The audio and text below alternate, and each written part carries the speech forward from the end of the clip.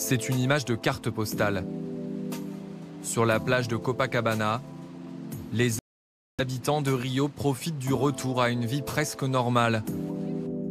Depuis vendredi dernier, la deuxième ville du Brésil se déconfine.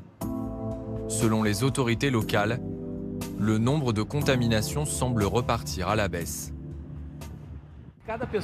Tout le monde doit faire attention, respecter la distanciation sociale et se laver les mains souvent. Beaucoup de prudence, car la sortie de crise est encore bien loin dans d'autres régions du pays, ravagées par le variant brésilien. À 400 km plus au sud, Sao Paulo enterre ses morts. Face à l'afflux continu de cercueils, les inhumations se poursuivent, même à la nuit tombée. Le seuil des 4000 morts du Covid par jour a été dépassé la semaine dernière, soit 3 décès chaque minute dans le pays. Certaines de ces victimes n'ont pas pu être soignées correctement, selon le témoignage de ce médecin français sur place. En fait, les deux systèmes privés et publics arrivent à saturation avec des taux d'occupation de réanimation de plus de 90% et voire parfois complets avec des files d'attente de plusieurs jours, des gens qui meurent même sans avoir eu la chance d'être intubés ou d'être admis en réanimation. Dans ce gymnase situé en banlieue de Sao Paulo, un hôpital de campagne a été installé pour accueillir les nombreux malades.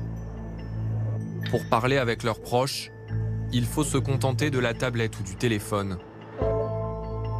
Les médecins assurent faire de leur mieux dans ce contexte inédit depuis le début de l'épidémie. Les lits manquent parfois, les médicaments pour la sédation aussi. La difficulté la plus sérieuse en ce moment, c'est que nous n'avons plus seulement des personnes âgées qui arrivent, mais aussi beaucoup de jeunes patients, 30 ans, 21 ans. Ce sont eux qui présentent les formes les plus graves. Comment expliquer une situation aussi dramatique ?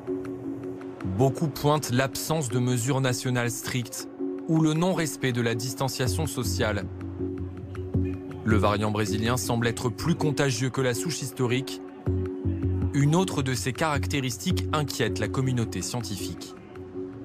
On voit que ce variant sévit alors même qu'un certain nombre de la population a déjà été atteint et donc on voit qu'il a une capacité de réinfection, ce qui n'est pas forcément le cas des autres variants et donc qui fait craindre qu'il puisse avoir un tropisme, c'est-à-dire être un peu plus virulent et un peu plus toucher largement les populations.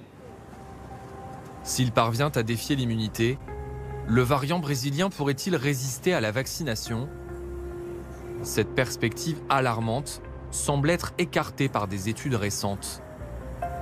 Mais face aux questions encore nombreuses, l'Europe met tout en mesure pour éviter une propagation en son sein. En France, le variant représenterait environ 0,4% des tests positifs au Covid. Au terminal 2 de Roissy ce mardi matin, 2 vols en provenance du Brésil sont attendus. Au moins une liaison journalière maintenue ces dernières semaines. En plus du test PCR négatif, obligatoire pour voyager vers la France, un autre test antigénique est réalisé à l'arrivée. On a régulièrement des passagers qui présentent des tests PCR négatifs qui sont positifs dans les tests antigéniques à l'arrivée, ce qui légitime le deuxième contrôle puisque le test antigénique permet de savoir à l'instant T où les personnes sont sur le territoire s'ils sont contaminants ou non. Ces personnes positives font l'objet d'un arrêté d'isolement. Les autres doivent respecter une quarantaine de 10 jours, un principe pas toujours bien compris. Comme mon test c'est négatif, je pense qu'il n'y a pas besoin de rester de quarantaine parce que comme c'est négatif, si c'est positif, oui, mais c'est négatif.